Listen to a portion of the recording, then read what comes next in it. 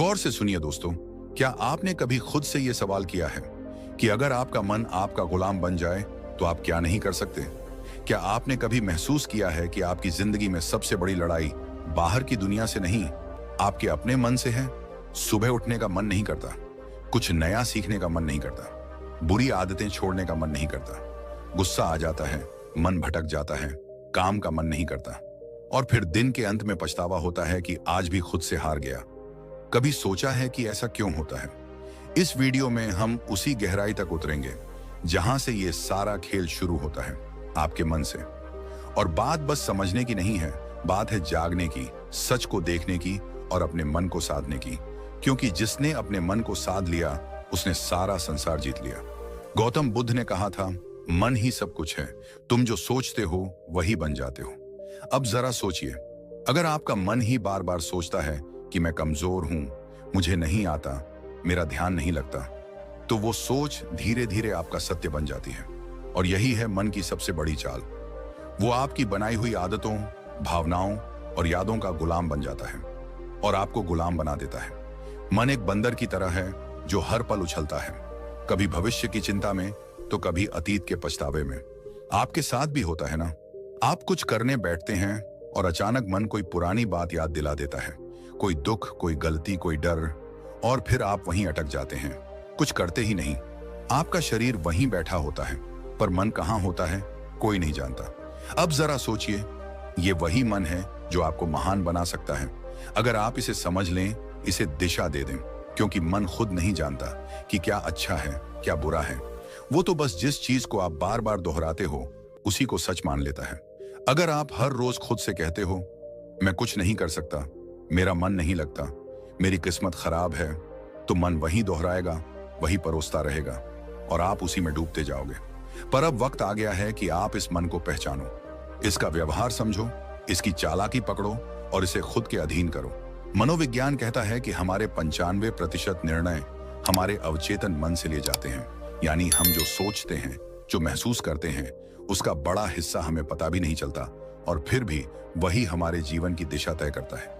यानी अगर आपने अपने मन को सही प्रशिक्षण नहीं दिया तो वो बिना आपकी मर्जी के आपको वहां ले जाएगा जहां आप कभी नहीं जाना चाहते थे। अब एक बात ध्यान से समझो, अगर आपका मन ही नियंत्रण में नहीं है तो दुनिया का कोई लक्ष्य, कोई रिश्ता, कोई सफलता आपको संतोष नहीं दे सकती। क्योंकि उस सब को जीने के लिए सबसे पहले जिस चीज की जरूरत है वो है मन की स्थिरता। आधुनिक विज्ञान भी यही कहता है, दिमाग की वायरिंग और फायरिंग, यानी आप जैसे सोचते हो वैसे ही आप बनने लगते हो। हर बार जब आप नकारात्मक सोचते हो, आपका दिमाग उसी सोच की आदत डाल लेता है और यही आपकी आइडेंटिटी बन जाती है। अब जरा रुकिए और सोचिए, क्या आप वाकई अपने मन के मालिक हैं या फिर आपका मन ही आपको चला रहा है? यही है वो सवाल जो इस वीडियो की शुरुआत है। क्योंकि जब तक आप इस सवाल का जवाब खुद नहीं ढूंढोगे तब तक कोई बाहरी ज्ञान, कोई मोटिवेशन, कोई तरीका काम नहीं करेगा।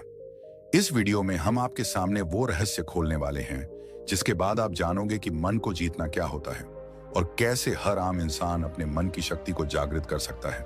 और याद रखिए, मन को जीतना कोई एक दिन का काम नहीं है, ये एक अभ्यास है, एक यात्रा है, एक युद्ध है जो हर दिन लड़ा जाता है। लेकिन अगर आप इस युद्ध को समझ लें तो जीत पक्की है। अब हम उस बिंदु पर पहुंच चुके हैं जहां से असली सफर शुरू होगा। इस सफर में हम जानेंगे मन को कंट्रोल करने की 5 सबसे शक्तिशाली विधियां जो न केवल आपके विचारों को बदलेंगी बल्कि आपके जीवन की दिशा ही मोड़ सकती हैं। तो बने रहिए इस वीडियो के साथ, क्योंकि अब जो आएगा वो सिर्फ जानकारी नहीं, जागृति है। पहली विधि, सकारात्मक आत्मवार्ता, पॉजिटिव सेल्फ टॉक। क्या आपने कभी अपने आप से कहा है, मुझसे नहीं होगा? स्विंगल, मैं हमेशा गलती करता हूं। जेरेनियम, मेरे बस की बात नहीं है। अगर हां, तो आज इस वीडियो को पूरा देखना आपके जीवन की दिशा को बदल सकता है। क्योंकि जिस व्यक्ति से आप सबसे ज्यादा बातें करते हैं वो कोई और नहीं, आप खुद हैं। और यही बातचीत आपके भविष्य की दिशा तय करती है। हमारा मन जो सोचता है वही हम बनते हैं। ये बात सिर्फ कोई मोटिवेशनल डायलॉग नहीं है, ये विज्ञान भी कहता है और ब्रह्मज्ञान भी। मन को कंट्रोल करने की पहली शक्तिशाली विधि है सकारात्मक आत्मवार्ता, यानी अपने आप से सकारात्मक बातें करना। ये कोई मामूली आदत नहीं, ये आपकी आत्मा से सीधा संवाद है। जब हम रोज खुद को नकारात्मक बातें कहते हैं, जैसे मैं कमजोर हूं, मेरे साथ ही ऐसा क्यों होता है, मुझे कुछ नहीं आता, तो हमारा अवचेतन मन, सबकॉन्शियस माइंड उन बातों को सच मानने लगता है। फिर वही बातें हमारी आदत बन जाती हैं, हमारी सोच बन जाती है और धीरे धीरे हमारा भविष्य भी वैसा ही बनने लगता है। मनोविज्ञान कहता है कि हमारा अवचेतन मन हर उस बात को रिकॉर्ड करता है जो हम खुद से बार बार कहते हैं। इसलिए अगर आप खुद से बार बार बोलते हैं मैं हार जाऊंगा, तो आपकी सोच हारने वाली बन जाएगी। और अगर आप खुद से रोज बोलें मैं कर सकता हूं, मैं सीख सकता हूं, मुझे खुद पर विश्वास है, तो आपका दिमाग उसी दिशा में काम करने लगेगा, सफलता की दिशा में। इस आत्मवार्ता का असर केवल आपके आत्मविश्वास पर ही नहीं पड़ता, बल्कि ये आपके शरीर की ऊर्जा, आपके फैसले और आपकी दृष्टि तक को प्रभावित करता है। गौतम बुद्ध ने कहा था, मन ही सब कुछ है, जैसा तुम सोचते हो वैसे ही बन जाते हो। उनकी ये बात आज के विज्ञान से भी मेल खाती है। पॉजिटिव सेल्फ टॉक हमारे न्यूरॉन्स को नए रास्ते बनाने पर मजबूर करती है। यानी जब आप बार बार खुद से अच्छा बोलते हैं, तो आपका दिमाग नई संभावनाओं के लिए खुलने लगता है।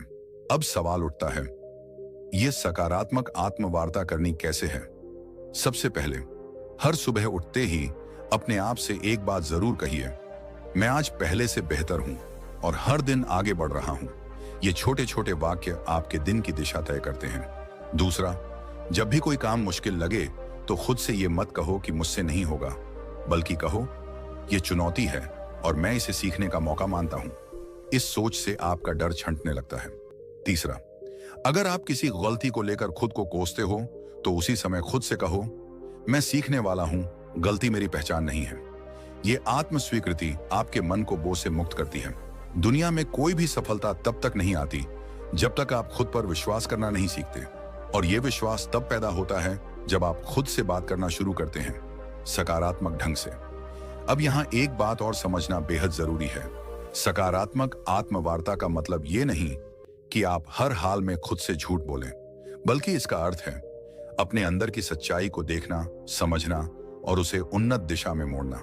अगर आप किसी कमजोरी को पहचानते हैं, तो खुद से कहिए, हाँ ये मेरी कमी है, लेकिन मैं इसे सुधार सकता हूं। बस यही सोच आपको हर दिन एक नए स्तर पर ले जाएगी। इस आदत को अपनाने के लिए आप एक छोटा सा अभ्यास कर सकते हैं।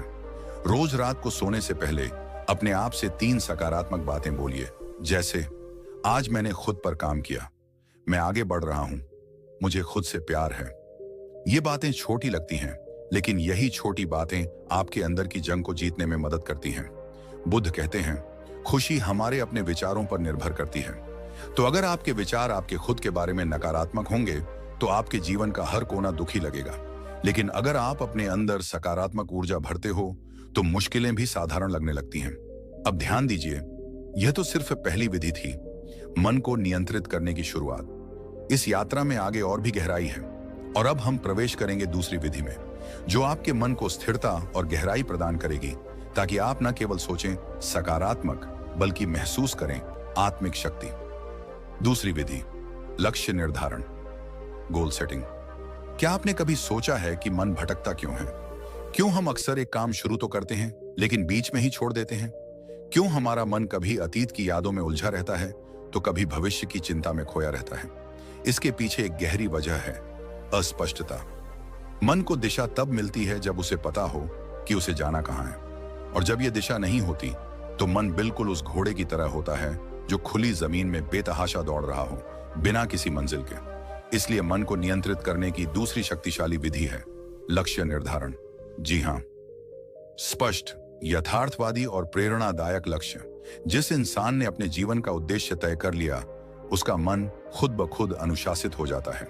गौतम बुद्ध ने एक बार कहा था, यदि कोई व्यक्ति एक बाण को निशाने पर चलाता है, तो पहले वह जानता है कि निशाना कहां है।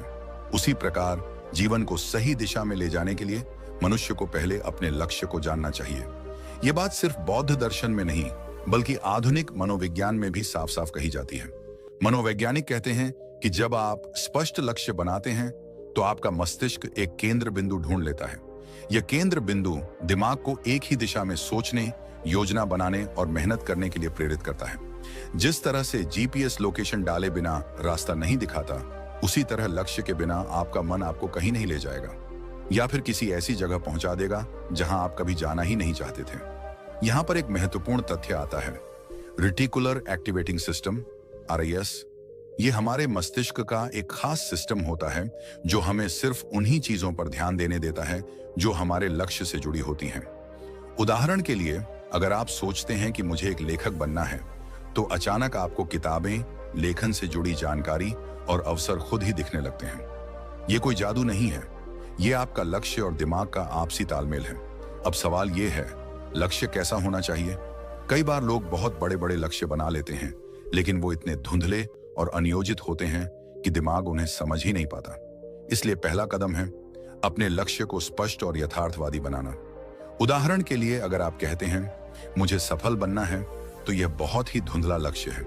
लेकिन अगर आप कहते हैं मुझे अगले 6 महीनों में एक किताब लिखनी है, या मुझे 1 साल में एक छोटा बिजनेस शुरू करना है, तो आपका दिमाग उस लक्ष्य को पकड़ पाता है। यहाँ एक और बात समझना जरूरी है, लक्ष्य केवल मस्तिष्क को दिशा ही नहीं देता, बल्कि भावनात्मक ऊर्जा भी प्रदान करता है। जब हम एक लक्ष्य बनाते हैं और उसे पाने की कल्पना करते हैं, तो हमारे दिमाग में डोपामिन नामक रसायन रिलीज होता है।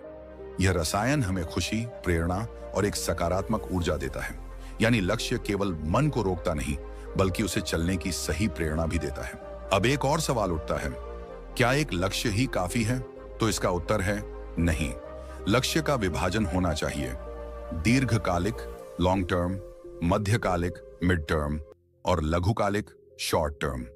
क्योंकि जब हम एक बहुत दूर का लक्ष्य बनाते हैं और उसके बीच कोई पड़ाव नहीं रखते, तो हमारा मन थक जाता है और कहता है अभी तो बहुत दूर है, फिर कभी शुरू करेंगे। इसलिए छोटे छोटे पड़ाव होना जरूरी है, ताकि मन को हर पड़ाव पर एक संतुष्टि और प्रगति की भावना मिलती रहे। आप जब एक लक्ष्य तय करते हैं और उस पर काम करना शुरू करते हैं, तो आपका मन विकर्षणों को खुद ही ठुकराने लगता है। जैसे ही आपका ध्यान भटकता है, दिमाग आपको याद दिलाता है हमारा लक्ष्य अभी अधूरा है, और यहीं से शुरू होता है मन पर नियंत्रण। अब सोचिए, एक मन जिसने खुद को एक दिशा में बांध लिया है, वो कितनी शक्ति उत्पन्न कर सकता है। आपने देखा होगा, जब आप किसी जरूरी काम में पूरे मन से लगे होते हैं, तो आपको भूख, प्यास, थकावट कुछ भी महसूस नहीं होता। क्यों? क्योंकि लक्ष्य ने आपके मन को पूर्ण रूप से फोकस्ड कर दिया है। यही शक्ति अगर हर दिन की आदत बन जाए, तो आपका जीवन वो रूप ले सकता है जिसकी कल्पना आपने कभी सिर्फ सपनों में की थी। आज के समय में सबसे बड़ी बीमारी क्या है? ओवरथिंकिंग, एंजाइटी, डिस्ट्रैक्शन, और इन सब का इलाज है लक्ष्य। लक्ष्य तय कर लीजिए और फिर देखिए आपका मन कैसे स्वतः अनुशासित होने लगता है। वो हर चीज जो आपका समय बर्बाद कर रही है, वो बेकार लगने लगेगी। मन बार बार आपको खींचकर आपके लक्ष्य की तरफ ले जाएगा। ये कोई चमत्कार नहीं, ये मन की दिशा बदलने की तकनीक है। अब जरा ये विचार कीजिए, अगर एक छोटा सा चुंबक लोहे की सुई को खींच सकता है, तो एक स्पष्ट और सशक्त लक्ष्य आपके मन को कितना खींच सकता है? मन जो अभी तक इधर उधर भागता फिर रहा था, वह धीरे धीरे उस चुंबक यानी लक्ष्य की ओर आकर्षित होने लगेगा। गौतम बुद्ध ने कहा था, मन अत्यंत चंचल है, लेकिन यदि उसे साध लिया जाए, तो वह आपके सबसे बड़े शत्रु को भी मित्र बना सकता है। इस साधना का पहला चरण था आत्मवार्ता और दूसरा लक्ष्य निर्धारण। ये दोनों विधियां मिलकर आपके मन को भीतर से पुनः प्रशिक्षित करती हैं। ये उसे एक नए रास्ते पर चलाना सिखाती हैं, जहां दिशा है, उत्साह है और स्पष्टता है। तो अगर आप चाहते हैं कि आपका मन आपकी बात माने, तो सबसे पहले आप उसे बताइए कि कहां जाना है। फिर देखिए कैसे वो रास्ता खुद बनाने लगता है। और यही से शुरू होती है वास्तविक आत्मशक्ति की यात्रा। दोस्तों, क्या आप जानते हैं कि हमारा मन सबसे अधिक बेचैन तब होता है जब हमारे पास समय की कोई योजना नहीं होती, जब हम हर काम को टालते जाते हैं, जब दिन रात सिर्फ भाग दौड़ बनकर रह जाते हैं, लेकिन फिर भी मन शांति को नहीं छू पाता। तब असल में दिक्कत समय की नहीं होती, बल्कि उस समय के प्रबंधन की होती है। और यहीं से शुरू होती है मन को काबू में रखने की तीसरी शक्तिशाली विधि, समय प्रबंधन। आज हम जिस दुनिया में जी रहे हैं, वहां व्यस्त रहना एक ट्रेंड बन गया है। लेकिन व्यस्त होना और व्यस्तता का प्रबंधन कर पाना, ये दोनों एक जैसी चीजें नहीं है। अगर आप दिन भर बहुत कुछ करते रहते हैं, लेकिन अंत में थक कर गिर पड़ते हैं और खुद से ही नाराज रहते हैं, तो यकीन मानिए आप समय को नहीं चला रहे, समय आपको चला रहा है। और जब समय हमें चलाने लगे, तो मन खुद ब खुद बेचैन, चिंतित और थका हुआ महसूस करता है। हमारा मस्तिष्क तब सबसे अच्छा काम करता है जब वह जानता है कि अगला कदम क्या है। मन को दिशा चाहिए, स्पष्टता चाहिए, और वह स्पष्टता आती है अच्छे समय प्रबंधन से। जब आप हर काम के लिए एक उचित समय निर्धारित कर देते हैं, जब आप जानते हैं कि किस काम को कब करना है, तो आपका मन खुद ब खुद शांत रहता है, क्योंकि उसे पता है अब कुछ भी अनियंत्रित नहीं है। समय प्रबंधन केवल घड़ी की सुइयों को देखने का नाम नहीं है। यह एक विज्ञान है, एक कला है और साथ ही एक साधना है। अगर आपने इसे साध लिया तो आप केवल अपने दिन को नहीं, अपने जीवन को, अपने भाग्य को और अपने मन को भी साध लेंगे। आधुनिक मनोविज्ञान कहता है कि जब हम अपने दिन की योजना बनाते हैं और उसे फॉलो करते हैं, तो हमारा ब्रेन डोपामिन नामक एक रसायन छोड़ता है जो हमें संतुष्टि और ऊर्जा का एहसास कराता है। यह वही रसायन है जो तब निकलता है जब हम कोई उपलब्धि प्राप्त करते हैं। यानी यदि आप हर सुबह अपनी दिनचर्या तय कर लेते हैं और दिन के अंत में उस पर टिके रहते हैं, तो आपका मस्तिष्क आपको एक सफल व्यक्ति की अनुभूति देता है, जिससे आत्मविश्वास बढ़ता है, चिंता घटती है और मन शांत होता है। अब बात करें ब्रह्म ज्ञान की, तो हमारे प्राचीन ग्रंथों में भी समय को सबसे बड़ा गुरु माना गया है। वेदों में कहा गया है, कालो ही परमम बलम, अर्थात समय ही सबसे बड़ी शक्ति है। जो इस शक्ति के साथ चलना सीख लेता है, उसके लिए कोई भी लक्ष्य असंभव नहीं रह जाता।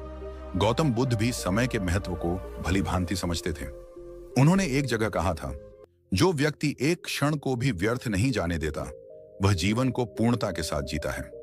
बुद्ध के अनुसार जीवन की सच्ची शांति तभी संभव है जब हम हर क्षण में जागरूक रहें, हर पल का उपयोग करें। उन्होंने एक और अद्भुत बात कही थी, भविष्य की चिंता मत करो, भूतकाल के पछतावे में मत रहो, वर्तमान क्षण में जियो, क्योंकि यहीं पर जीवन है। समय प्रबंधन हमें वर्तमान में केंद्रित रहने की कला सिखाता है। जब हम अपने कार्यों को समयबद्ध करते हैं, तो हम अपने मन को अनावश्यक विचारों और चिंता से बचाते हैं। इससे मन न तो अतीत की गलियों में भटकता है, न भविष्य की अनिश्चितता में उलझता है। वह ठहरता है, जागता है और नियंत्रण में आता है। आधुनिक समय में अगर कोई व्यक्ति कहता है, मेरे पास समय नहीं है, तो असल में वह कह रहा है, मेरे पास प्राथमिकता तय करने की कला नहीं है। क्योंकि सच ये है कि हम सबके पास एक ही दिन के 24 घंटे हैं। अंतर केवल इस बात में है कि कोई उन्हें कैसे उपयोग करता है।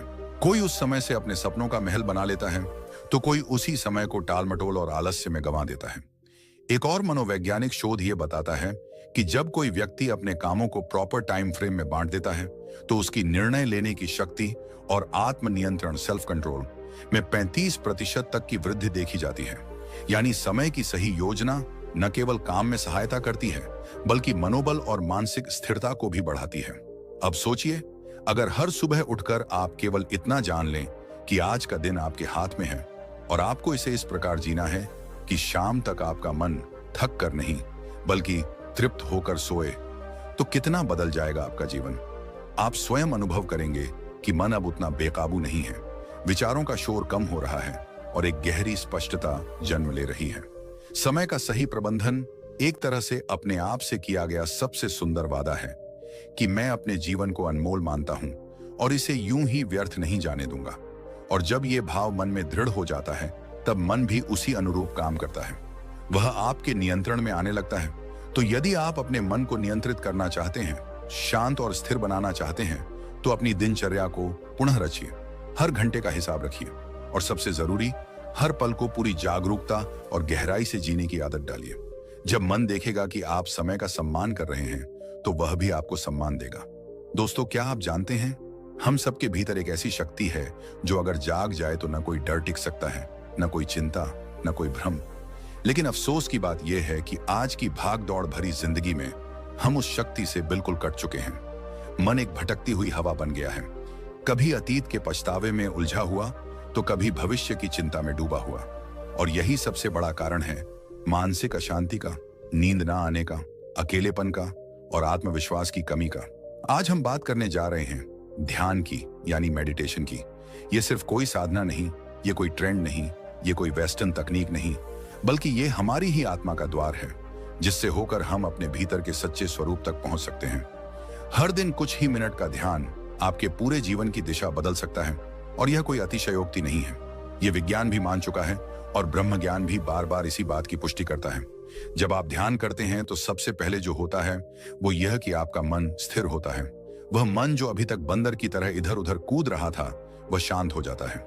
और जब मन शांत होता है, तभी तो आप अपने विचारों को स्पष्ट देख सकते हैं। ये क्लैरिटी ऑफ थॉट्स ही आपकी हर समस्या का हल है, क्योंकि समस्या से ज्यादा परेशान करने वाला तो भ्रम होता है, और भ्रम तब टूटता है जब विचारों में स्पष्टता आती है। आज मनोवैज्ञानिक भी कहते हैं कि जब कोई व्यक्ति रोज 10 से 15 मिनट ध्यान करता है तो उसका एमिगडाला, जो हमारे मस्तिष्क का वह हिस्सा है जो डर और चिंता को नियंत्रित करता है, वो छोटा होने लगता है, और इससे व्यक्ति का इमोशनल रिस्पॉन्स सुधरने लगता है। मतलब यह कि जो बात पहले आपको बहुत जल्दी गुस्सा दिला देती थी, वही बात अब शायद आपको हंसी में टालने की शक्ति दे दे। जो पहले आपकी नींद छीन लेती थी, वही अब आपको गहरी नींद में डुबा दे। ध्यान कोई दिखावा नहीं है, ये एक आंतरिक प्रक्रिया है, और यह तभी फल देती है जब आप इसे श्रद्धा और नियमितता से करते हैं। जैसे शरीर के लिए व्यायाम जरूरी है, वैसे ही मन के लिए ध्यान एक आवश्यकता है। ये कोई विकल्प नहीं, बल्कि मानसिक स्वच्छता का मूल आधार है। अब जरा एक पल रुकिए और अपने भीतर झांकिए, बिना किसी आवाज के, बिना किसी शब्द के, बस खुद के साथ कुछ पल बिताने की कोशिश कीजिए। क्या आप जानते हैं कि जब आप गहराई से ध्यान में जाते हैं तो आप न सिर्फ अपने विचारों को समझने लगते हैं, बल्कि आप यह भी महसूस करने लगते हैं कि आप वो विचार नहीं हैं। आप तो वो देखने वाला है जो हर विचार को आते जाते देख रहा है। गौतम बुद्ध ने ध्यान को जीवन का मूल बताया। उन्होंने कहा, ध्यान ही एकमात्र रास्ता है जिससे तुम अपने भीतर की आग को बुझा सकते हो। उन्होंने वर्षों तक मौन साधना की, अपने विचारों को परखा, और उसी गहराई से उन्होंने संसार को बताया कि मनुष्य का दुख किसी बाहरी कारण से नहीं होता, बल्कि उसके मन की अस्थिरता ही उसका सबसे बड़ा शत्रु है, और इस शत्रु को हराने का एकमात्र रास्ता ध्यान है। बुद्ध के अनुसार ध्यान तुम्हें साक्षी बनाता है, और जब तुम साक्षी हो जाते हो, तब तुम अपने डर को भी, अपने क्रोध को भी, अपनी व्यथा को भी बाहर से देख सकते हो। और यही दूरी ही तो है मुक्ति की शुरुआत। आज जितना समय हम बाहरी चीजों पर खर्च कर देते हैं, मोबाइल स्क्रोलिंग, टीवी देखना या बेवजह की बातचीत, अगर उसी में से हम सिर्फ 15 मिनट अपने लिए, अपने मन के लिए दे दें, तो सोचिए हमारा जीवन कितना बदल सकता है। ध्यान करने के लिए किसी विशेष स्थान या किसी विशेष पद्धति की आवश्यकता नहीं, बस शांति हो, एक कोना हो, और हो थोड़ी सी इच्छा खुद को समझने की, खुद से मिलने की। आप चाहे तो आंखें बंद करें, अपनी सांसों पर ध्यान दें, चाहे तो ओम का उच्चारण करें, चाहे तो सिर्फ मौन रहें। तरीका कोई भी हो सकता है, लेकिन परिणाम हमेशा एक ही मिलेगा, शांति, गहराई और भीतर की शक्ति। ध्यान हमें सिखाता है कि शांति बाहर नहीं, भीतर है। ध्यान हमें सिखाता है कि समाधान कोई और नहीं देगा, हमें खुद ही खोजना होगा। ध्यान हमें सिखाता है कि जब तक तुम अपने मन पर नियंत्रण नहीं करते, तब तक कोई भी चीज तुम्हें पूरी तरह संतुष्टि नहीं दे सकती, न दौलत, न रिश्ते, न सफलता। और अंत में एक बात जो सबसे जरूरी है, ध्यान कोई एक बार का प्रयोग नहीं है, यह एक निरंतर यात्रा है। जैसे जैसे आप इस यात्रा में आगे बढ़ेंगे, वैसे वैसे आप खुद को उस रूप में जानने लगेंगे जो आप वास्तव में हैं। आप पाएंगे कि आप सिर्फ एक शरीर नहीं, एक नाम नहीं, एक पहचान नहीं, बल्कि आप शुद्ध चेतना हैं, शुद्ध शक्ति हैं। और जब यह बोध हो जाता है, तब मन पर नियंत्रण कोई कठिन कार्य नहीं लगता। तब चिंता मिट जाती है, तब डर भाग जाता है, तब भीतर से आवाज आती है, अब तू मुक्त है। और ठीक यहीं से हमारी अगली विधि की शुरुआत होती है, जो इस शुद्ध चेतना को और अधिक गहराई से पहचानने की ओर हमें ले जाएगी। जब जीवन की आपाधापी हमें थका देती है, जब विचारों का शोर इतना बढ़ जाता है कि अपने ही मन की आवाज सुनना मुश्किल हो जाता है, तब हम अक्सर मानसिक शांति की तलाश में भटकते हैं। हर कोई यही सोचता है, कैसे अपने मन को काबू में लाया जाए, कैसे इस बेचैनी से बाहर निकला जाए, कैसे अपने जीवन को फिर से संतुलित किया जाए। आज हम बात कर रहे हैं उसी खोज के अंतिम पड़ाव की, मन को कंट्रोल करने की 5 शक्तिशाली विधियों में से 5वीं विधि की, जो दिखने में सरल है लेकिन इसके पीछे छुपी है अनंत शक्ति। यह विधि है शारीरिक व्यायाम, यानी रेगुलर फिजिकल एक्सरसाइज। अब आप सोचेंगे कि इसमें ऐसा क्या खास है, क्या वाकई शारीरिक व्यायाम से मन शांत हो सकता है? तो चलिए आज हम इस पर गहराई से बात करते हैं, सिर्फ शब्दों से नहीं, बल्कि विज्ञान, प्राचीन ज्ञान और अनुभव से जुड़े तथ्यों के आधार पर। सबसे पहले यह समझिए कि हमारे मन और शरीर का रिश्ता कितना गहरा है।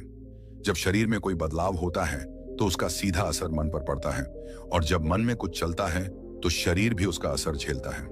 इसीलिए अगर आप अपने मन को नियंत्रित करना चाहते हैं तो शरीर को अनदेखा नहीं कर सकते।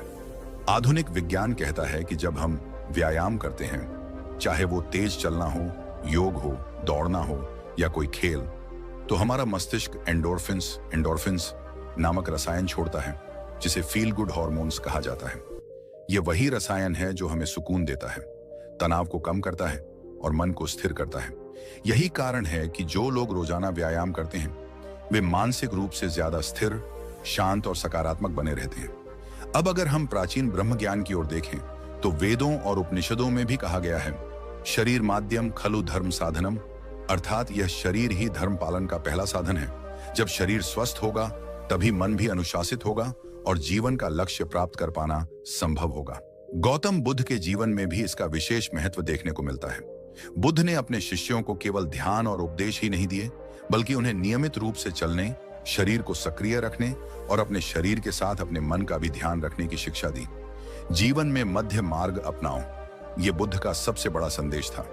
न तो शरीर को इतना थकाओ कि वह टूट जाए और न ही उसे इतना आराम दो कि वह जड़ हो जाए। संतुलन ही असली साधना है। ध्यान दीजिए, जब आप थके हुए होते हैं, तनाव में होते हैं या क्रोध में होते हैं तो आपका शरीर कैसा हो जाता है? आपकी सांसें तेज चलने लगती हैं, मांसपेशियां कस जाती हैं, नींद उड़ जाती है और पेट में गड़बड़ी होने लगती है।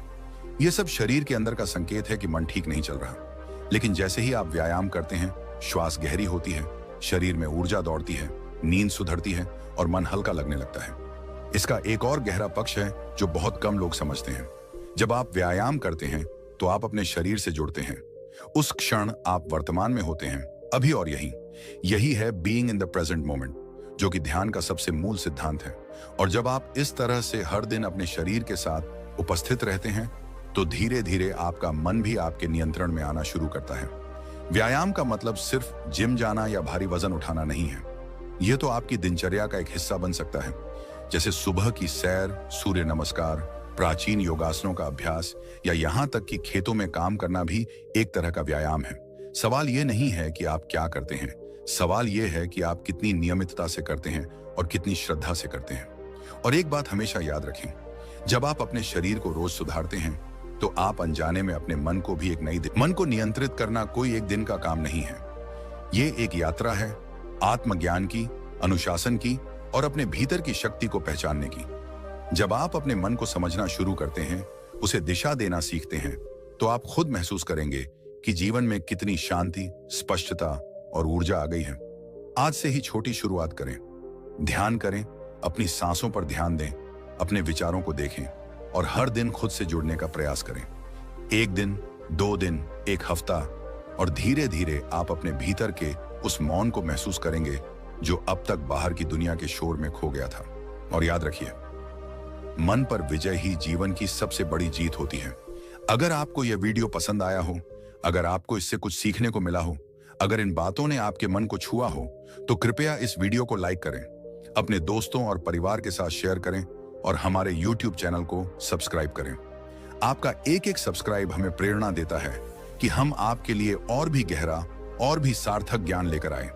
हमारा उद्देश्य सिर्फ वीडियो बनाना नहीं, बल्कि आपके जीवन में एक सकारात्मक बदलाव लाना है। तो जुड़िए हमारे साथ इस आत्म विकास की यात्रा में, क्योंकि आने वाले वीडियो में हम बात करेंगे एक ऐसे विषय पर जो आपके जीवन के हर कोने को रोशन कर सकता है। धन्यवाद। शांत रहिए, जागरूक रहिए और अपने भीतर की शक्ति को पहचानते रहिए।